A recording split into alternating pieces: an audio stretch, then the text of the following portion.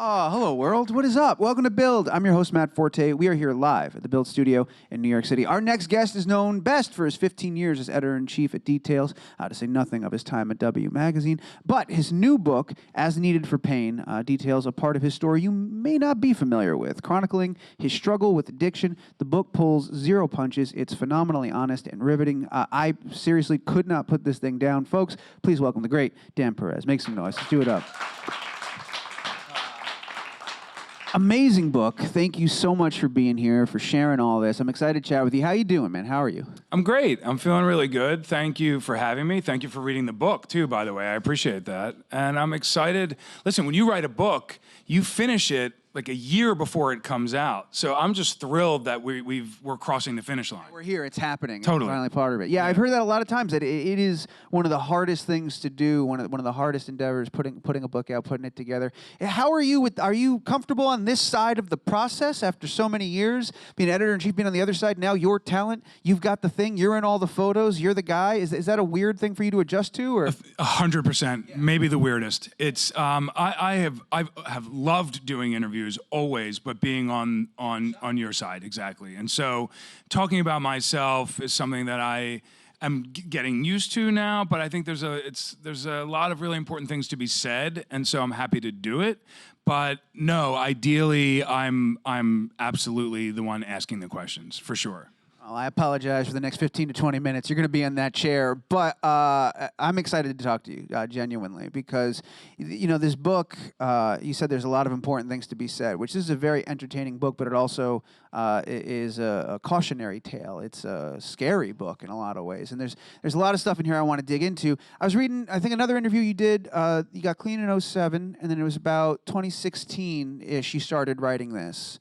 Right? In that ballpark? Pretty much, yeah. Definitely, I got sober in 2007. That date I remember always. The actual writing process, there were a couple of stops and starts, but I think I got writing in earnest in about 2016. Do you think you needed that nearly a decade of time to pass? There's something intangible that just comes with time. There's perspective, there's wisdom, there's all this stuff that just happens as you experience time. Do you think you needed that to pass in order to be able to write this book? I do think that. It was really important for me to have some recovery under my belt, as it were, before I went to tell this story.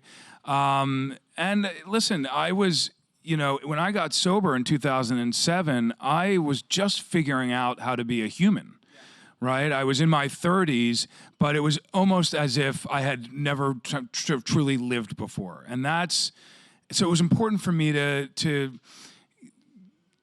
be comfortable on standing up, really, for the first time, and how I started to look at the world and how I started to look at myself, the more that I learned through this process. So that took a little bit of time. And then the writing, you know, just started to make sense, and I sat down to write, really without even planning on doing a book. Ask what the intention was when you first started writing. Like, if you were just getting these stories on paper just to have them, if you knew that you were creating this larger piece, what it was like in the very beginning. In the very beginning, it was more for me. I wanted to keep my mind sharp, and I had all of these extraordinary things happen to me over the course of my career, and certainly as I was struggling with addiction.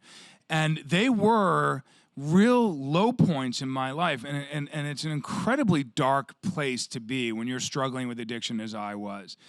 The more distance I had from it, just to circle back to the other question you asked about time, the easier it became for me to look back on some of those moments and see a little bit of humor in them, and just have a different take on them. Not that I make light of any of them, but I you know, am telling these stories about these incredibly, you know, terrifying episodes in my life, and I just have a very different perspective on it. But the writing was fun and terrifying and awful and amazing, all wrapped into one. Was it ever, I'm sure it was cathartic in a way to go back and get all this out, but also to revisit, as you said, some of the darkest moments. That's a difficult thing to do, and then to re-examine those moments and look at them through this lens of, you're on the other side and you have that. What was that experience? I think oftentimes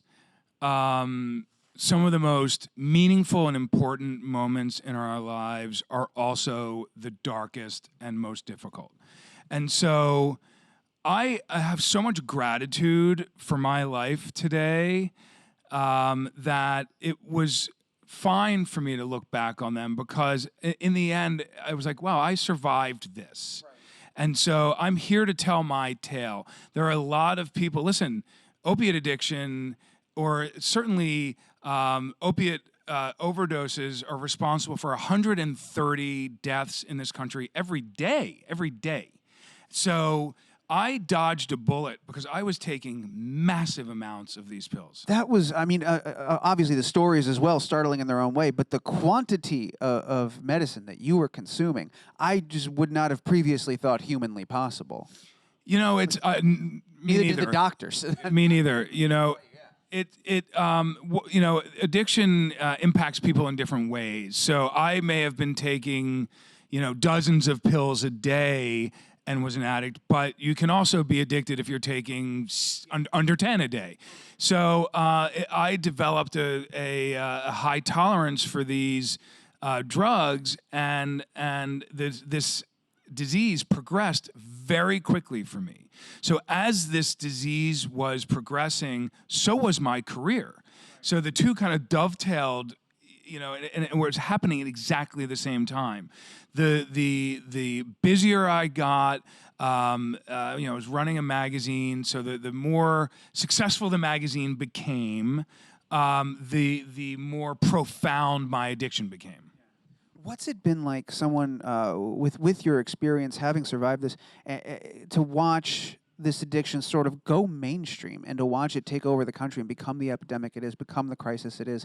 As someone who's lived through it, what is your perspective on watching this happen to the rest of the country? It's a really interesting perspective to have, because the years that I used the most were between 2000 and 2007, and I got sober, like I said, in 2007. So it wasn't an epidemic then. Certainly it was an issue, and there have been people that had struggled with it. So it's really extraordinary and terrifying for me to see how opioid addiction is devastating entire communities in this country. But here's the thing about this addiction. It doesn't discriminate in any way. It is truly the great equalizer, right? It is wiping out whole communities in Rust Belt towns, to inner cities, to a media executive in New York City. And it doesn't care who you are, what color your skin is, how much money you have in your pocket. It simply doesn't care. And it's a brutal and merciless addiction. So when I look now at how widespread it is, it's incredibly scary. And one of the reasons why I wanted to tell my story, and one of the reasons why I'm so comfortable sharing all of these dark, and let's be honest, some embarrassing, or at least potentially embarrassing moments, is to give people a glimpse at the fact that there's hope, right? If I made it to the other side, anyone can make it to the other side. You just have to be willing, and you have to raise your hand and ask for help. Well, that's a very amazing, great point. And you see the difficulty within the book. There are so many moments where I think this is going to be the turning point, where it's like, oh, you get the pink gown. Okay, that's the realization that you're on that side of the fence. Surely that's going to be it. But I've got like 100 pages. Okay, sure, that's not going to be it. Then you have Dr. Ron or Dr. Don, who was like, you died last night. I'm like, that's got to be the moment. That wasn't it. And then it was like, even when you're leaving your mom's, and I'm like, okay, he's clean, he made it. But it's like you get back to David's apartment, and you're like, I'm going to use it again. You could not get away from the grip. What was it, do you think? I think it was a combination of things, and I want to hear from you, that moment, that morning in David's, when you did finally make the leap and say, I'm going to put in the work today. What was it in that moment?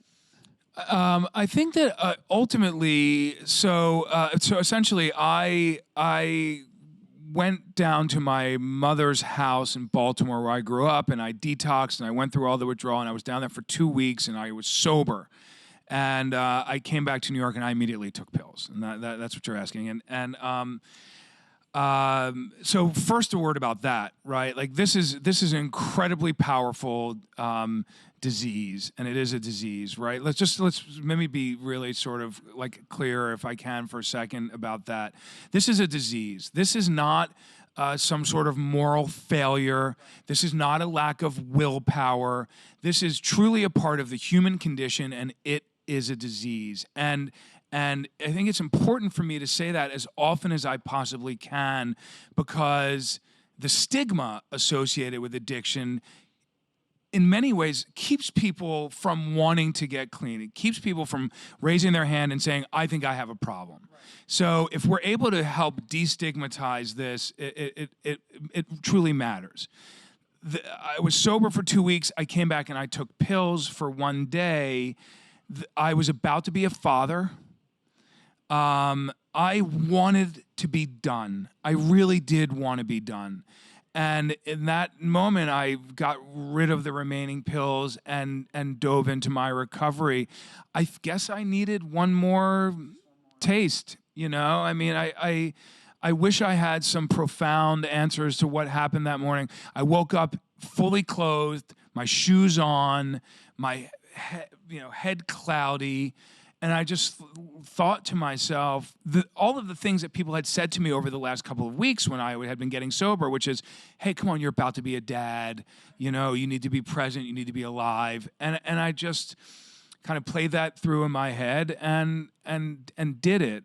But not on my own. It's not like I was like, okay, I'm done, and I marched off. You know, I engaged in the recovery community, and I'm still 12 plus years later very much engaged in the recovery community. Was that something that, when you think back, surprised you in the moment of just how accepting and supportive your structure was when you did finally start to say, I'm an addict and I need help and I want this to stop, and your family was there, and David was very supportive over the phone, whatever you need. Right. And I was interested to see, like, what's his response going to be, because again, this is 10, 15, whatever years ago. This isn't today. There was a stigma. You even talk about how you didn't look like a traditional addict, you know?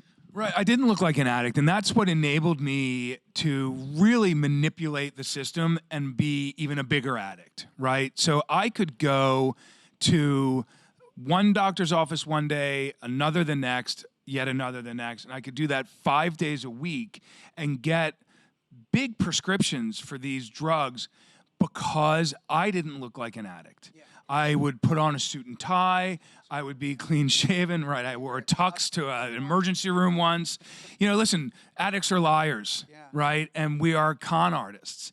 And protecting my addiction, the secret that I had, was the most important thing for me. So I would do everything I could to protect it. But because I didn't look like a classic, what people would have thought. Now we know, of course, that an addict can look like anyone, and I think that's the important piece of takeaway here, right?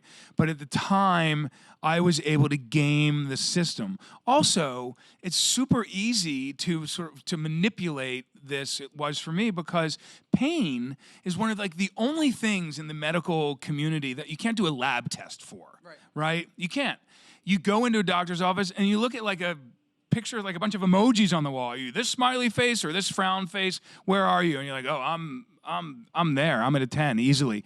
And they take they have to trust you, and so I could take full advantage of that. To circle back to what you had asked about David. What was surprise, the amount of surprise? Yeah, so we're talking about David Copperfield, the magician, who was a childhood hero of mine. I was a full-on magic nerd, who ultimately became a friend of mine. I reached out to David when I was going through all of this, and he was, as he had always been, even years before I met him, there for me. And said, you can stay in my house, whatever you need, whatever you need. And that sort of goes to sort of show the power of friendship, of that friendship, For me, like the true kind of magic in my life was that people showed up for me. And David was one of those people, and we still talk about it. I spoke to him over the weekend, and you know, he's been an incredibly kind and generous friend to me, and I'm grateful for that, and for all of the support that I've had. David is one of the few people in the book that you don't change the name and all that stuff, but you have, in the interest of protecting people's identities and stuff, you've changed names and locations. Have you heard from said people, like the one person you simply referred to as the rock star? Like, have these people read the book? Have they come back to you? People that previously thought they knew your story, they were there, but you were such a great con artist. Now they've only finally had the curtain pulled back to see it. Has any of that come back and said, "My God, Dan, I had no idea"? A lot of people have said, "My God, Dan, I've had no idea." It was important for me to change as many of the names in the book as I could, for the simple fact that I just didn't need to bring people into my mess. Right? This is my story. They're my memories of events and interactions and exchanges, and so there are some people that are named in the book, some fashion designers, some my family, some people, my boss. But if I was just having an interaction even with someone and I'm writing about it, I changed their name also, just to minimize, just like I said, pulling people into my train wreck. I have heard from some people that I've written about whose identities I've changed, and everyone seems to be incredibly proud and supportive, and everyone understands that the true mission here isn't for me to tell stories about celebrities or things like that, and that's not what the book is about. And there are some interesting characters in it for sure, but the true mission here is to illustrate as clearly and effectively as possible how this disease grips you and takes a hold of you and will do anything to pull you down. I think it illustrates that vividly. It's amazing. Silly question. Have you kept up with magic? You talk a lot about how that was something you still mess around with coins and palming. I do a little bit. I have 3 sons. There you go. And so we're constantly goofing around. Magic for me was just an escape. I never felt like I was comfortable in my own skin, and I always felt like I was pretending. So while like other kids, and I was never really a jock or anything like that. So magic was my escape. I love magic. It's fun for me to watch my kids interact with magic. It's fun for me to watch my kids interact with David Copperfield, and so it's really interesting. I don't think my chops are what they used to be, but if someone's doing a magic trick on the street or on TV as I'm flipping through, I'm watching. Well, yeah, I ask because the book it kind of climaxes and ends right as you have that discovery that I'm ready to move forward and I'm ready to prepare for my life, sober and clean. And as I was ending it, I was like, now what? I want to know, how did he do? And you talk about all that time where you had to relearn how to live and how to stand even, and it's like arguably there's a whole other book to be written just about that process and that journey. And I know this one's literally just coming out, but have you thought at all about continuing the story and telling what happens after? I have. This is a book about addiction. It's not a book about recovery. And so I have given a lot of thought to it. I also, fatherhood has been the most important thing in my life. And so I've thought a lot about writing about fatherhood. I have 3 amazing, beautiful sons. I'm a single dad, and so my time with them is just is magical. It really is. So, but I think I think to your point, and like I said earlier, I did have to learn how to be human and how to be a grown up and all of those things, because when I was in the throes of this addiction, I was miserable. I was far from normal. I was incredibly difficult to be around. I didn't want to be around anyone. So this is not a party drug, or certainly it wasn't for me. This is not like, hey, let's take a handful of pills and stay up all night, like, and go out. It's just not, it's not what happens. So you isolate. I used to pray for dark, rainy days, but I would do it on beautiful, sunny days also. It didn't matter. So I'm so grateful. Like I said, when you're in the throes of addiction, you don't do simple little normal things, right? You don't open the mail. You don't make your bed. You don't change a light bulb if a light bulb's out. Bathing is a real chore. So I now do these things regularly, I'm proud to say. But every time I do them, I still mentally in my mind, I'm like, you know what, this is really nice. Still, 12 years later, I roll my trash out to the street corner, and I'm like, this is good, because I never would have done this stuff. So I celebrate these small victories, these basic normal things. And by the way, I think everyone should celebrate small victories. I celebrate every time I bathe. I'm sure we all do. Yeah, as does everyone I work with. Exactly. Yes, exactly. Yeah. Well, I bring it up and I ask it because I'm fascinated just the idea that the second half of your time at Details, you look at 2007 to 2015, right? So that time there, that's like smack dab in the middle. So you've got to figure out how to be a human, but you're also professionally have to navigate these new emerging platforms and the relevance of print and all of this stuff that you had to spin God knows how many plates at once. I feel like there's a whole other conversation to be had just on that period of time and what that experience was like. You're absolutely right. I mean, the industry that had been my home for so long was evolving at such breakneck speed that, right, and here I was like, oh wow, like a newborn with open eyes, like, oh my God, this is cool. Like, you guys work for me.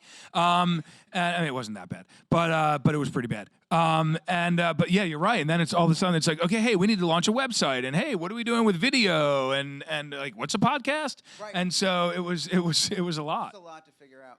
That's the next book. We'll talk about that next time you come back. For now, As Needed for Pain, it's out right now. It's an amazing read. I can't recommend it highly enough. We're almost done. We got a couple of questions from the audience before we get out of here. But again, just congratulations on this book. Thank you so much. It's so awesome having you here, man. All right, let's get a couple from the room. We got microphones out there. First one's right here. How you doing? Hi, Dan. I'm good, and you? I just have a few questions. Well, I have like two, actually. Can you elaborate on how you manage your positions at Condé Nast and CEFDA, and if you had support from those around you while you were there? Great question. While I was actively using drugs or after the fact? I would say actively. I was incredibly lucky to have an extraordinary group of people around me when I was working. It wouldn't have the magazine wouldn't have gotten out without those people. There's just no question about it. So I relied. Listen, publishing environment is already a pressure cooker. You have deadlines. You're constantly having to hit marks. So it's already really intense. It was made exponentially more intense by the fact that I was not nearly as present as I should have been in any definition of the word present, by the way. So had it not been for the extraordinary team of writers, editors, photographers, production people, and anyone else, both on staff and freelance, anyone, it wouldn't have happened. So I relied heavily, very, very heavily on these people, and I am incredibly grateful to them, and I also unbelievably apologetic to them for putting them through what I put them through. Did you ever, thank you for your question, did you ever, and we get a little bit of this in the book, especially like, so you win an award for design and you're accepting the award and you're high as a kite in that moment. Were there ever like, just like crushing panic attacks of like, they're going to all find out and this is all going to go away? Like where there's like crazy anxiety, or was the drugs keeping that at bay that you never really worried about, like this imposter syndrome kind of thing? I think the fear of discovery is something that haunts addicts, and it's something that definitely haunted me. And like I said, it's a secret, and protecting that secret is the number one priority. It may even be the only priority. And so in those moments where I was like, okay, am I a little too high to be having conversations here, or am I starting to go through withdrawal? Are people going to see me sweating, or am I losing all the color in my face? I was very aware of those moments and how I must have looked, because I didn't want, and as bad as it was, and I had some horrible, horrible moments that I write about in the book, I would pick up the next day or later the same day, and I would do it all over again. That's how screwy it is. That's how intense it is. But yeah, trying to make sure that people didn't discover what was going on was a major preoccupation. Thank you for your questions. Let's do one more. We got one more in the room. You got a microphone? Hello. Hey, how are you? What was your great hope or wish for yourself and or others with the release of your book? And speak a little bit about where are you in your process of helping others who are also in recovery like yourself? That's a really great question. Thank you so much for asking that. You know, my hope, so when I was struggling, I would read books, memoirs that had been written by addicts. And they wouldn't get me sober, but they would give me hope and they would inspire me and they would show me, okay, there's a way out here. And that was incredibly important to me. So no one could get me sober except for me. Okay, and I think it's really important. You know, there are people that are constantly that are out there struggling with this, or people that have family members, friends, loved ones, colleagues, whatever the case may be, that are struggling.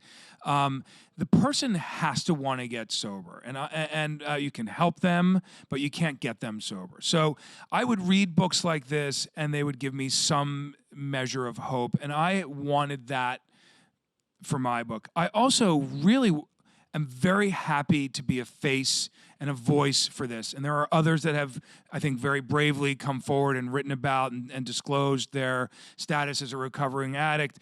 In my case, I'm very happy to put a face to this, at least right now in the first part of 2020, because there are always books coming out about this, and show you this is what an addict looks like. That's what an addict looks like. That's what an addict looks like. And to talk about my life, to help normalize this and to help destigmatize this, incredibly important.